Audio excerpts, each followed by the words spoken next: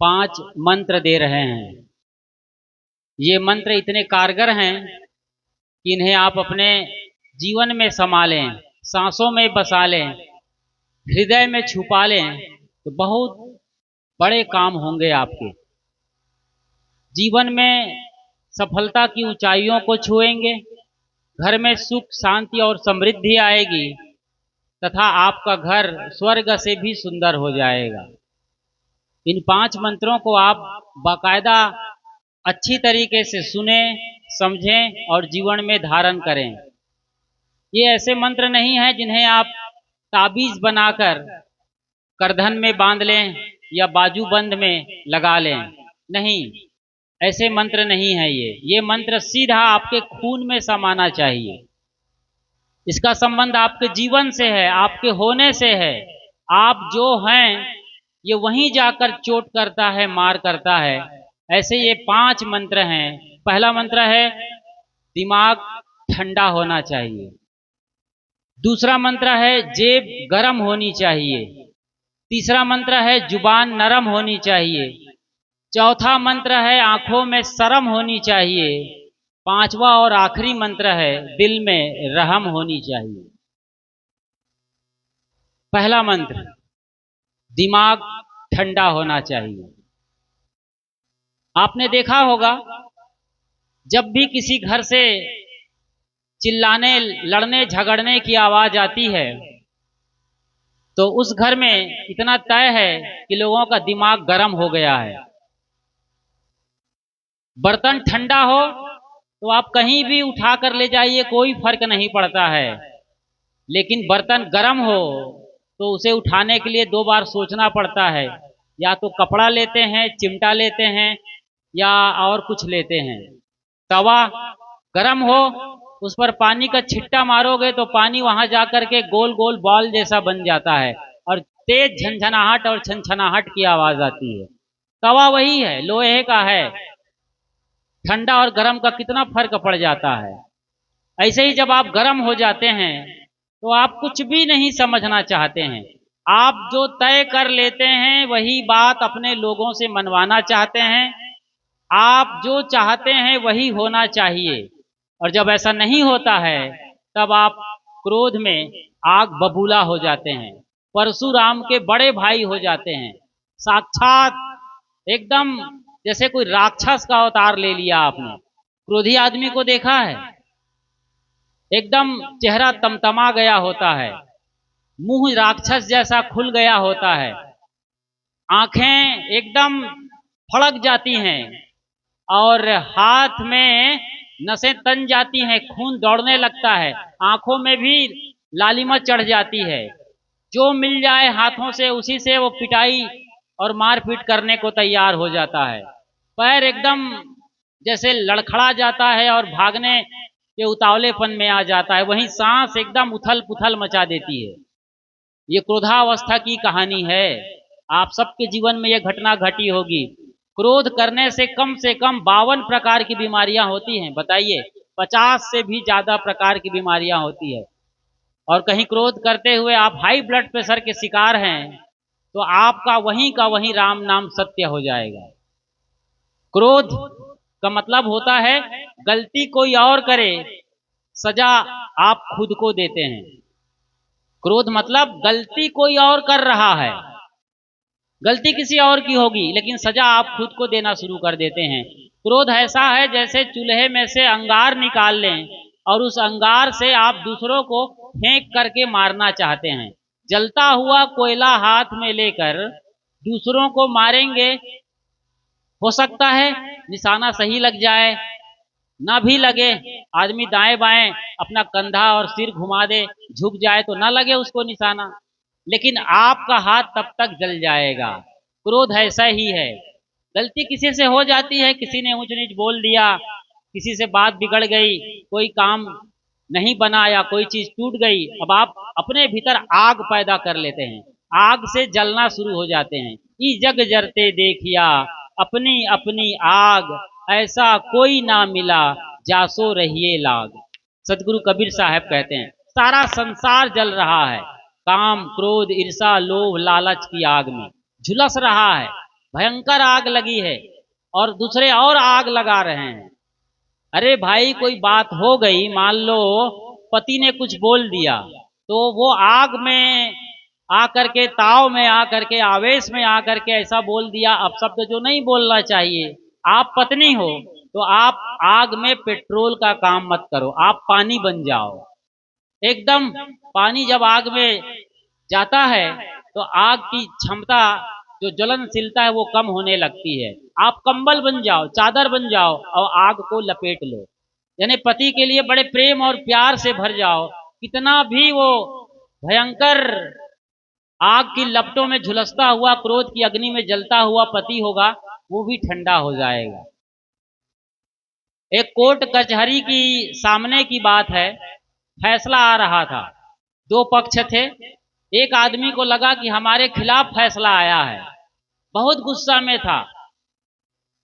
और वो इतने गुस्सा में था कि जब फैसला उसके हक में नहीं आया तो उसने वहां पर पुलिस का एक बड़ा एसपी साहब खड़ा हुआ था, उसके पास गया और खखार करके एकदम उसके गाल पर थूक दिया। खखार के थूकते हो तो क्या निकलता है जी? रसगुल्ला निकलता है। एकदम फेविकोल जैसा क्रीम निकला और उसके गाल पर एसपी साहब के चिपक गया जाकर। वो उसका इंस्पेक्टर खड़ा हुआ था बाजू में, एसपी का इंस्पेक्टर, उसको बहुत जोरदार गुस्सा आया और रिवॉल्वर निकालने लगा पीछे जेब से। मतलब कुछ सेकंड की बात थी और थूकने वाले पर वो गोली चला ही देता। इतने में एसपी साहब बड़ा समझदार था, उन्होंने झट से अपने इंस्पेक्टर को कहा, इंस्पेक्टर रुमाल है? हाँ हुजूर रुमाल है। रुमाल लाओ।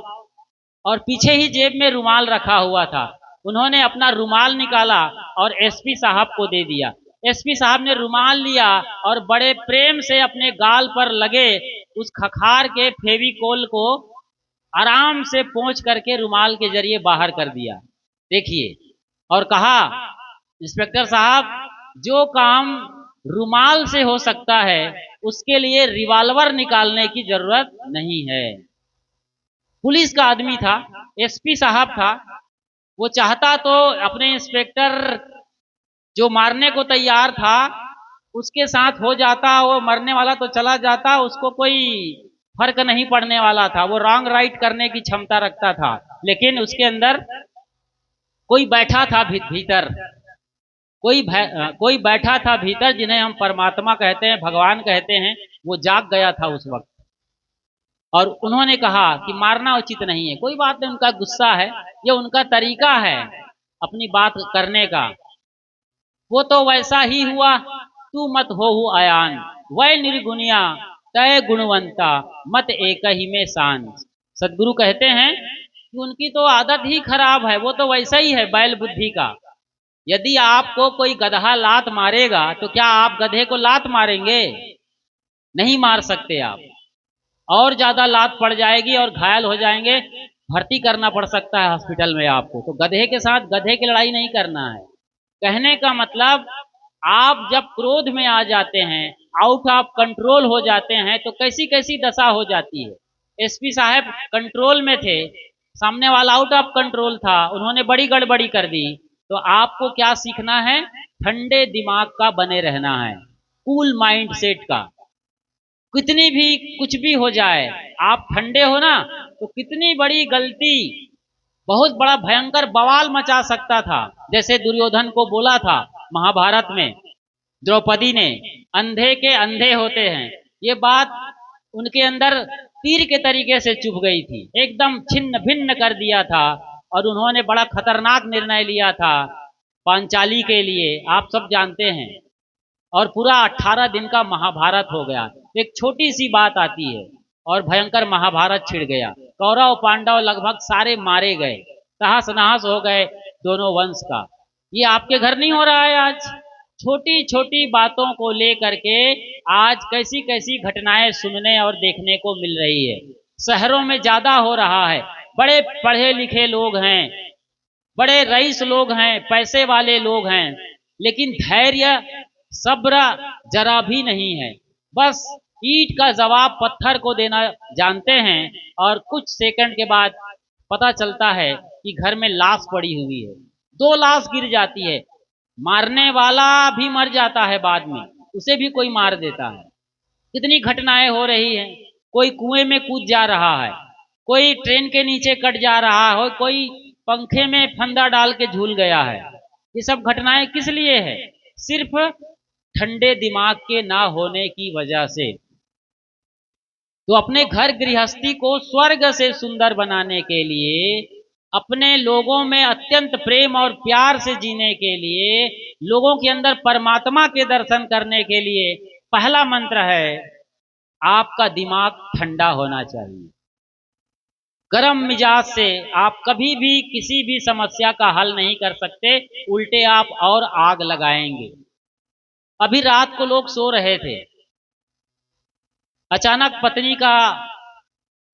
पत्नी की नींद खुलती है और सामने कैलेंडर था।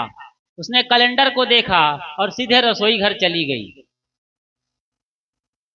रसोई घर गई और दूध बढ़िया उबल करके गर्मा गर्म था भी, गुनगुना सा, और उसमें चीनी मिश्री डाल करके वो ला रही है धीरे धीरे।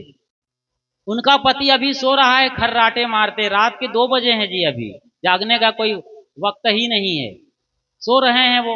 उनका पति बड़ा गुस्सैल, बात बात में गुस्सा करने वाला, फनफनाने वाला, जैसे उसकी नाक में गुस्सा बिल्कुल कगार पर हो, एकदम टीप में समाया हुआ। जरा सी बात आई, कुछ लोग होते हैं ना, जरा सी बात होती है और वो बम की फटाके की तरीके से धमाके करके ब्लास्ट हो जाते हैं, एकदम फूट जाने वाले। जैसे ही उनकी पत्नी पास आती है, उसके बाजू को जरा इशारा करती है, कहे जागो जी, अरे उठता ही नहीं है वो, गहरी नींद में है। 2-3 बार हिलाई तो उसकी नींद खुल गई। नींद खुली तो बोलते हैं दूध पी लो जी। दूध? कहा अभी तो रात मालूम पड़ती है। हाँ हाँ अभी रात है जी। कितने बज रहे हैं? तो 2:30 बज रहे हैं जी। तो रात के 2:30 बजे दूध पिला रही हो, क्या बात है? जिंदगी में तुमने कभी प्रेम से मुझे एक गिलास पानी तक नहीं पिलाया, आज कौन सा दिन हो गया जो रात को 2:30 बजे दूध पिला रही हो? अजी मैं भूल गई थी जी, शाम को पिलाना चाहिए था, तो आज सवेरे ही पिला दिए होते। क्या मतलब, क्या तुम्हारा? अरे अजी अभी अभी मैंने कैलेंडर देखा, वहां पर लिखा है आज नाग पंचमी है, और नाग पंचमी के दिन मैं कहा नाग देवता ढूंढने जाऊंगी, और तुमसे बड़ा नाग देवता मेरे लिए दुनिया में कोई नहीं है। उठो जी और प्रेम से दूध पियो जी। बताइए, इस तरीके का जब घर में माहौल रहेगा तो घर में कहीं स्वर्ग फलेगा कि और बिगाड़ होगा? हमें समझना चाहिए कि कौन किस प्रकृति का आदमी है, इसके हिसाब से हम व्यवहार करते हैं। तो कितने लोग को मैंने देखा है कि पत्नी एकदम प्यारी सी है, बड़ी समझदार है, उनका पति बहुत ही अजब किस्म का आदमी है, बात बात में गाली गलौज करता रहता है, गुस्सा पर गुस्सा करता रहता है, लेकिन वो सह लेती है और बड़े प्यार से दिन को, दोपहर को भी बोलेगा लालटेन जला के ले आओ दोपहर को, तो पत्नी नहीं नहीं करती है और आराम से वो जला के ले आती है। वो जानती है कोई कारण होगा जो ऐसा बोल रहा है, नहीं जलाए तो और ये आग लग जाएगी, तो समझती है। तो इतने समझदार प्रकृति के हमें होना चाहिए। कहने का मतलब है कि समय, सीमा, स्थिति, परिस्थिति को देख करके आप कंट्रोल में रहो। और आपकी भाषा में समझाऊं, जैसे कोई सास ने गाली दिया बहू को, या बहू ने गाली दिया सास को, कोई भी यहाँ पर समझ सकते हैं। जो कहीं से गाली आपके लिए आ रही है, तो गाली उसके मुंह से निकलती है, आपके कान तक आती है। साइंस की भाषा में इसको टाइम ट्रेवल कहते हैं। समय से वो यात्रा करके गाली आपके कान में घुस रही है, तब तक आपके पास मौका है कि इस गाली का जवाब अभी देना है या नहीं देना है या बाद में देना है। मैं तो कहूँ कि आप दो ही मत गाली का जवाब, तुरंत टाल दो। आप 2 घंटे बाद हम देख लेंगे, कल देंगे जी, ऐसी भी कौन जल्दी है। अभी अभी कोई हमें जरूरी काम करना है, हमारा पसंदीदा सीरियल आ रहा है, या हमें सत्संग सुनना है, वो जरूरी काम करो। आप गाली का जवाब कल देंगे, सोच टाल दो आप, तो आप कल गाली का जवाब दे ही नहीं पाएंगे, और आपका वो बड़ा से बड़ा खतरा टल जाएगा, जिसके चलते तलाक हो सकता था, जिसके चलते आपकी बेटी वो ससुराल वाले घर से निकाल सकते थे, जिसके चलते बहुत बड़ा मुकदमा ठोका जा सकता था और जिसमें आप लोग पिसते रहते, पैसा पानी के तरीके से बहता रहता, वो बहुत बड़ा खतरा टल जाएगा। केवल आप कोई भी परिस्थिति आए उसको टाल दीजिए, बाद में देख लेंगे, इसका जवाब देंगे। देखिए कितना छोटा सा सूत्र है। ये तभी होगा जब दिमाग ठंडा होगा। सब्र, सबरी एक नाम है। सबरी 90 बरस तक भगवान राम का इंतजार करती रही। मेरे ख्याल से 15-16 साल से इंतजार कर रही है वो, शादी के टाइम से, और तब भी राम नहीं आते हैं। बुढ़िया हो गई, 90 बरस के आसपास की उम्र रही होगी, तब कहीं राम उनको दर्शन देते हैं। इतना सब्र चाहिए, तब परमात्मा मिलता है। और आप आनन फानन में चाहते हैं, नहीं, खतरा बहुत बड़ा हो सकता है। इसलिए पहला मंत्र कहता है कि दिमाग को ठंडा रखो, कूल कूल माइंड सेट के रहो, मीठे रहो, ठंडे रहो, फिर देखो जीत आपकी पक्की है। दूसरा मंत्र क्या कह रहा है? जेब गर्म होनी चाहिए। जेब मतलब आपका पर्स है, बटुआ है, खजाना है, वो गर्म होना चाहिए। हमने एक बच्ची से पूछा, बताओ बिटिया, जेब गर्म करने के लिए क्या करना चाहिए? कहा गुरुजी, जेब गर्म करने के लिए चूल्हे में से लाल लाल कोयला निकाल करके जेब में रख लेना चाहिए। बड़ा प्यारा सा जवाब दिया उन्होंने तुतली भाषा में। जेब गर्म होने का मतलब है आपकी जो इनकम है उसके हिसाब से आपके खर्चे होना चाहिए। अठन्नी का कमाई है और रुपल्ली का खर्चा करेंगे तो आप घाटे में रहेंगे। जेब गर्म होने का मतलब हुआ आप सदगुरु कबीर साहब की बात को समझें। साईं इतना दीजिए जामे कुटुम समाए, मैं भी भूखा ना रहूं साधु न भूखा जाए। बस इतना चाहिए। हे प्रभु, हे प्रकृति, वो कहते हैं कि मुझे इतना मिल जाए कि मैं भी भूखा ना रहूं और मेरे चेले चपाटे भी भूखा ना रहें, और जो मेरे दरबार पे आए साधु संत फकीर जरूरतमंद लूले लंगड़े भिखारी दिव्यांग, उनको मैं भर पेट सेवा कर सकूं, कुछ खिला सकूं, जो बन पड़े सेवा कर सकूं। यही भाव होना चाहिए। इतना बड़ा दिल लेके चलिए, देखिए आपका घर कभी खाली नहीं होगा, आपका खजाना हमेशा भरा रहेगा। अपनी गाढ़ी कमाई का 10वां हिस्सा दान करना चाहिए। ये नीति में लिखा है, बहुत नीति वचन है पुराना, हजारों साल का। जो आप खाते हैं अपने तन में लगाते हैं, अपने लिए करते हैं, अपने परिवार के लिए करते हैं, मतलब जो आप खाते हैं वो सवेरे वाली गाड़ी से चली जाती है, मगर जो आप दूसरों को खिलाते हैं वो प्रभु का प्रसाद बन जाता है। कितनी बड़ी बात है। आप जो कमाएं अपने घर गृहस्थी में, चाहे रोजगार गारंटी जाएं, चाहे किसी कंपनी में जाएं, खेत खलिहान में कमाएं, नौकरी धंधा जॉब बिजनेस जो भी करें, घर वालों को भरपूर मदद करें, उनकी सारी जरूरतों को पूरा करें, ताकि उन्हें तकलीफ ना हो कि हमारी जरूरतें पूरी नहीं हो रही हैं और वो आपको शिकायत करें।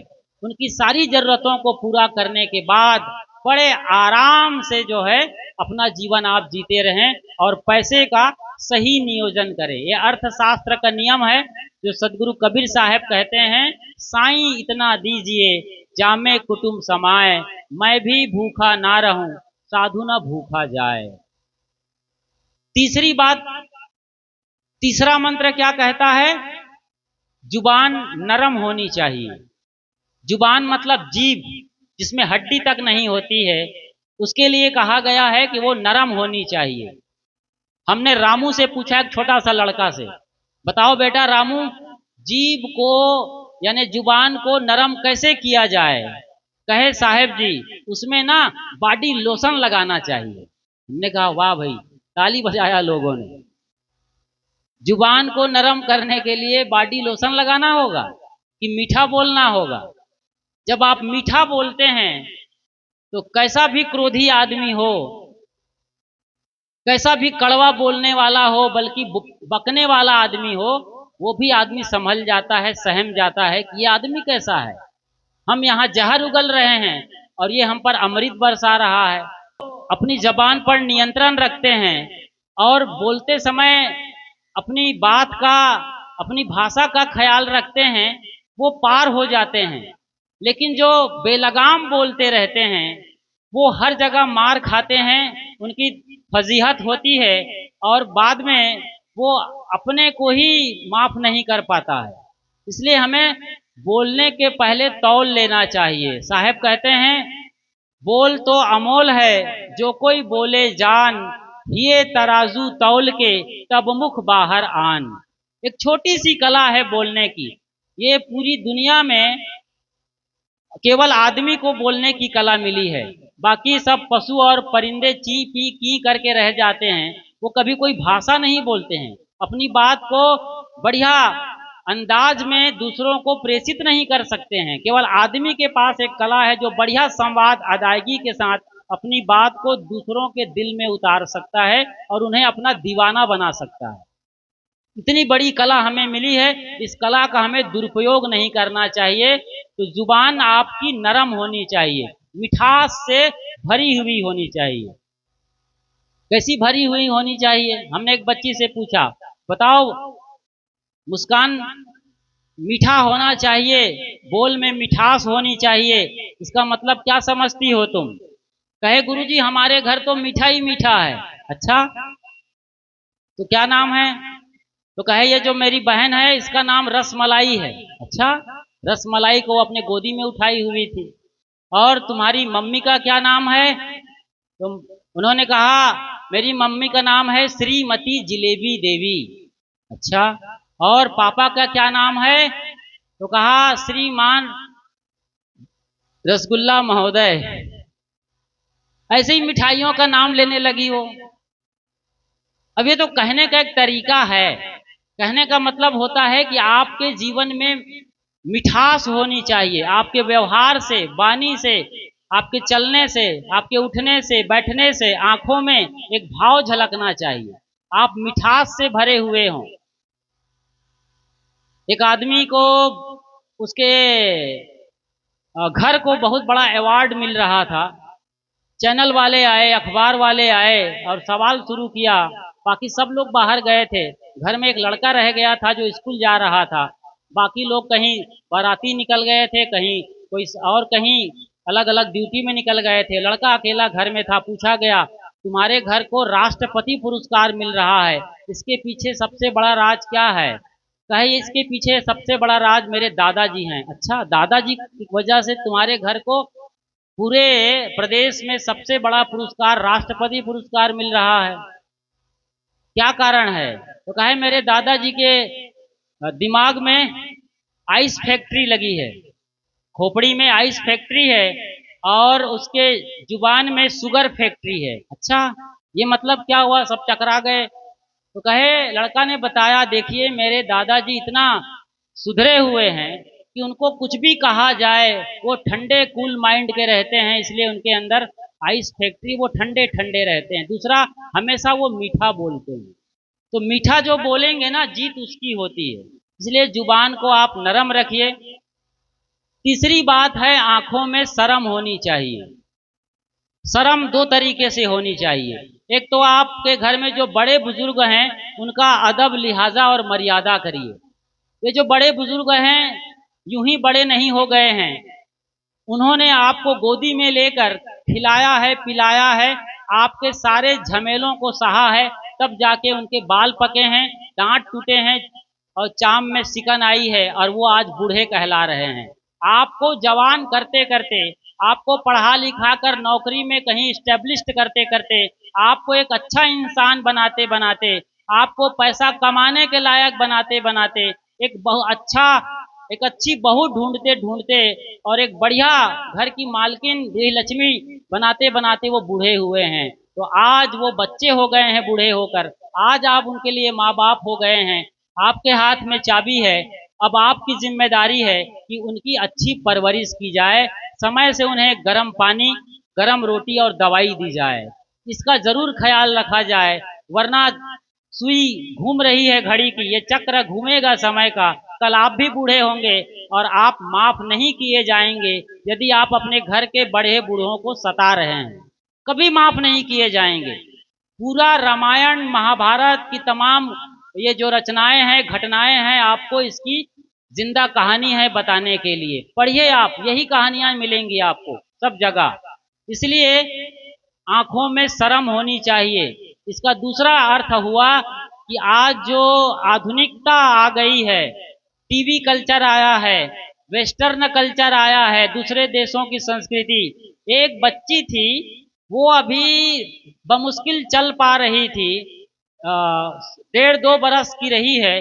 उन्हें डिपार्टमेंटल स्टोर में ले जाया जाता था और वो अपने पसंद का कपड़ा चुनती थी, अपने पसंद का। सोचिए जरा, सीमित जैसा कपड़ा, अर्धनग्न कपड़ा वो चयन करती थी। उनके माँ बाप खरीद कर लाते थे। वो इसलिए कि घर वाले फिल्म देख रहे हैं, सीरियल देख रहे हैं, जो वहाँ पहनावा दिखता था वो माँ बहन पहन रही है उनके घर में, तो बच्ची भी ये सीख गई थी। और उन्हें फुल ड्रेस कभी पसंद नहीं आ रहा था। सोचिए जरा, आप कहाँ जा रहे हैं? आपके बच्चे बड़े हो रहे हैं, कपड़े छोटे हो रहे हैं, नीचे का कपड़ा ऊपर जा रहा है, ऊपर का कपड़ा नीचे आ रहा है। कपड़ा तन बदन ढकने के लिए है कि दिखाने के लिए? फिर आपके पास घटना आती है, टीवी में समाचार आता है कि श्रद्धा के 35 टुकड़े हो गए हैं। ऐसे ही घटनाओं से आता है, आप देखते हैं, समझते हैं, तो आप बड़े भाग्यशाली हैं, गांव में हैं और कम से कम पहनावा का अदब लिहाज करते हैं। तो ये मर्यादा, ये परंपरा बनाए रखिए और अपने बहू बेटियों को जरूर समझाइए कि आपको टीवी कल्चर और वेस्टर्न कल्चर से बाहर निकलकर मर्यादा, सभ्यता और भारतीय संस्कृति का ख्याल रखना है। तो ये हुई बात आंखों की शर्म की। आखिरी बात है, वो है दिल में रहम होनी चाहिए। दिल में रहम होने का क्या मतलब होता है? आप दयावान बने।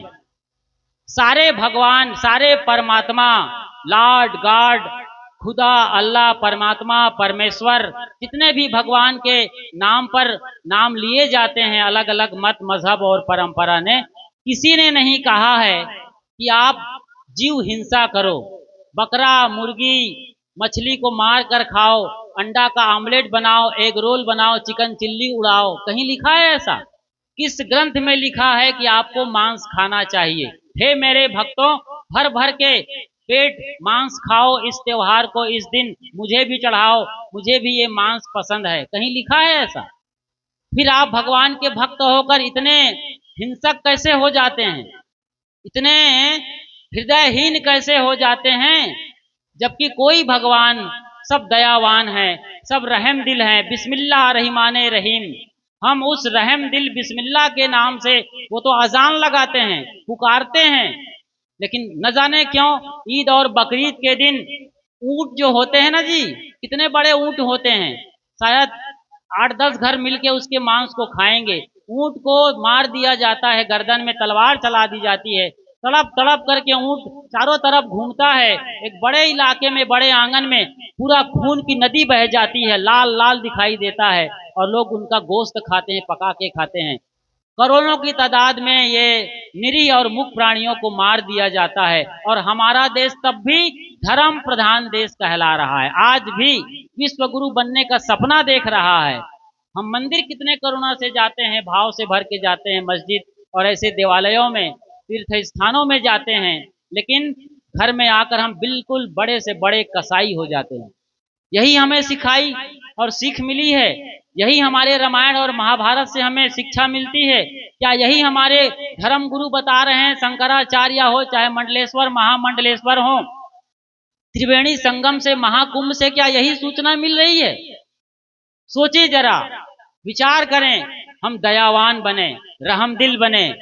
ऐसा कर ही हम अपने परमात्मा को पा सकते हैं जीते जी। हमें एक चींटी का काटना तक पसंद नहीं है, मच्छर का छेदना पसंद नहीं है, और हम बड़े आराम से जय हनुमान ज्ञान गुण सागर, जय कपीस तिहुँ लोक उजागर, ये हनुमान चालीसा की पाठ हो रही है। जय हनुमान ज्ञान गुण सागर, जय कपीस कहते कहते कहीं मच्छर ने यहाँ पर काटा और ऐसे मार देते हैं, तिहुँ लोक उजागर। तुम मच्छर मार रहे हो, उजागर कर रहे हो जी, हनुमान के नाम पर ऐसी हत्या कर रहे हो? सोचो जरा। और आज सारे कबीरपंथी, सारे के सारे कबीरपंथी में कोई घर छूटा होगा जिनके घर में वो सानिया मिर्जा का रैकेट ना आ गया हो, टेनिस वाला इलेक्ट्रिक रैकेट आ गया, वो तो टेनिस की प्लेयर रही है, वो खेलती रही है, लेकिन आपके घर में किस तरीके से रैकेट आ गया है करंट वाला। और मैं देखता हूँ गुरुजी अब आ गए हैं, आसन लगा रहे हैं, मच्छर बहुत है, चटर पटर शुरू हो गया है। गुरुजी साहब जी आपके लिए आसन लगाना है थोड़ा मच्छरों को। ये तुम मच्छर कोई मूंगफली है जी जो वहां भून रहे हो, मार रहे हो? वो मर रहे हैं, हत्या कर रहे हैं, लाखों की तादाद में आपने मच्छरों को मार डाला होगा। सोचिए जरा, बहुत सारी बातें हैं लेकिन इशारों में बात कही जाती है। तो मैंने 5 मंत्रों पर आपके बीच चर्चा की। पहला मंत्र है दिमाग ठंडा होना चाहिए। आप ठंडे दिमाग के हैं, कूल माइंड के हैं, कभी भी झगड़ा नहीं होगा, झगड़ा होते होते शुरू खत्म हो जाएगा। दूसरा है जेब गर्म होनी चाहिए, मतलब पैसे का सही नियोजन करिए। आप दिन भर में 300 कमाए और आधा पौवा ठर्रा लेकर के 75 से 90 रुपया खर्चा कर दिए, क्या बचा आपके पास? बड़ी मुश्किल से 200, महंगाई के जमाना में कैसे घर गृहस्थी चलाएंगे? समझदार बनिए आप। आंखों में शर्म होनी चाहिए। इसके पहले आता है जुबान नरम हो। तो मीठा बोलते हैं आप तो बड़ी से बड़ी गलती या बड़ा से बड़ा खतरा टल जाने वाला है। मीठा बोलिए, सुख उपजे चाहूं। और तो मीठा बोल करके चारों तरफ समंदर लहराइए सुख और शांति का। फिर देखिए आपके घर में कैसे स्वर्ग नहीं आता है, आपके घर में कैसे भगवान नहीं आएंगे। तुमने आंगन नहीं बुहारा, कैसे आएंगे भगवान, कैसे आएंगे भगवान। ये केवल झाड़ू लगाने की बात नहीं है, तन मन वचन से झाड़ू लगाना है। संपूर्ण जीवन को साफ सुथरा रखना है। अपना भी साफ रखो, चेहरे में चमक लाओ। ठीक है मेकअप कर लेते हैं या कुछ पाउडर पोत लेते हैं, दिल में भी सत्संग का पाउडर पोतो और दिल दिल को भी मेकअप करो, अंदर को भी मेकअप बनाओ, उसको अच्छे से संस्कारों से सुसज्जित करो, खुद को और बच्चों को भी। फिर देखिए घर आपका। इस तरीके से मैंने आपके बीच में इन 5 मंत्रों पर चर्चा किया। इन मंत्रों को मैंने पहले ही बताया कि खून में समा लीजिए, सांसों में बसा लीजिए, तो आपका घर अभी का अभी, यहीं का यहीं स्वर्ग से भी ज्यादा सुंदर हो जाएगा। आपका घर ऐसा ही हो, आपका घर सुख शांति और समृद्धि से भरे। इन्हीं शुभकामनाओं के साथ आयोजन करता भगवान दिन साहू और सोमन साहू और उनके पूरी टीम को, और आप समस्त ग्राम वासियों को जिन्होंने उन्हें सहयोग दिया है, नहीं भी दिया है लेकिन आप यहाँ आकर बैठते हैं, ये बड़ा सहयोग है। आप हैं तभी हम यहाँ पर कुछ कह पा रहे हैं। तो समस्त ग्रामवासी सलोनी को, सलोनी मतलब मैंने बताया था सुंदर आंख वाली, तो इतनी सुंदर आंख हो, आपकी आत्मा की आंख इतनी चमकदार हो, रोशन हो, जहाँ उजाला ही उजाला हो, और आप ऐसे ही जिज्ञासु और पिपासु बने रहें। आने वाले दिनों में सत्संग का यह सिलसिला चलता रहे। आप सुख शांति और समृद्धि से भरपूर होकर स्वर्ग सुख यहीं भोगे जीते जी। इन्हीं शुभकामनाओं के साथ वाणी को विराम देता हूँ। बोलिए सदगुरु कबीर साहेब की जय, सदगुरु अभिलाष साहेब की जय, समस्त संत गुरुजनों की जय।